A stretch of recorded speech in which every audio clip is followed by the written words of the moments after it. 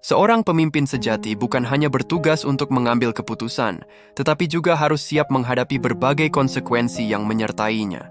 Dalam setiap kebijakan yang dikeluarkan, tidak semua pihak akan merasa puas, dan perbedaan pandangan menjadi hal yang tak terelakkan.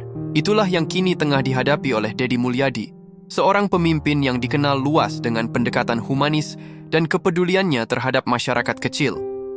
Sejak dipercaya untuk memimpin Jawa Barat, Deddy Mulyadi telah melakukan berbagai terobosan yang menuai perhatian publik.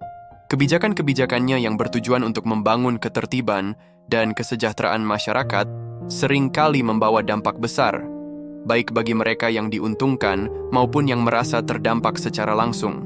Salah satu kebijakan kontroversial yang belakangan ini menjadi sorotan adalah larangan study tour bagi pelajar SMA, SMK, serta langkah pembenahan kawasan wisata di Puncak Bogor. Sebagai bagian dari upayanya menjaga keseimbangan lingkungan dan mengurangi risiko bencana, Deddy Mulyadi memutuskan untuk menertibkan kawasan wisata yang diduga berkontribusi terhadap masalah lingkungan di wilayah Bodebek. Kebijakan ini termasuk tindakan pembongkaran tempat wisata Hibiscus Fantasi Puncak yang dikelola oleh anak perusahaan BUMD Jawa Barat, Jaswita. Keputusan ini sontak menuai reaksi dari berbagai pihak.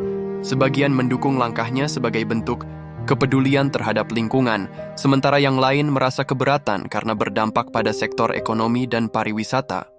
Di tengah pro dan kontra yang berkembang, Deddy Mulyadi menunjukkan sikap yang jarang dimiliki oleh banyak pemimpin, kerendahan hati untuk meminta maaf. Meski merasa bahwa kebijakan yang diambil bertujuan baik, ia tetap menyampaikan permohonan maaf kepada pihak-pihak yang merasa dirugikan. Langkah ini bukan berarti ia ragu terhadap keputusannya, melainkan sebagai bentuk penghormatan terhadap berbagai pandangan yang ada di masyarakat. Namun, bagi sebagian masyarakat kecil, permintaan maaf ini mungkin tidak diperlukan. Mereka memahami bahwa kebijakan yang diambil oleh Deddy Mulyadi berangkat dari niat tulus untuk kebaikan bersama. Masyarakat yang telah lama mengenal karakter dan perjuangannya meyakini bahwa setiap keputusan yang ia buat bukanlah untuk kepentingan pribadi, melainkan demi kesejahteraan rakyat.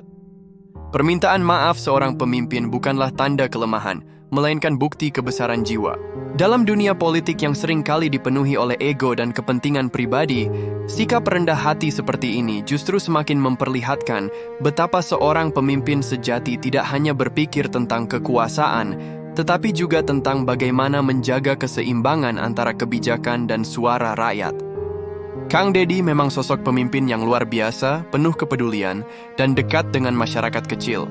Tidak banyak pemimpin yang berani turun langsung ke lapangan dan benar-benar memahami kebutuhan rakyatnya seperti beliau. Semoga ke depannya, di provinsi-provinsi lain juga muncul pemimpin dengan karakter dan ketulusan yang sama seperti Kang Deddy.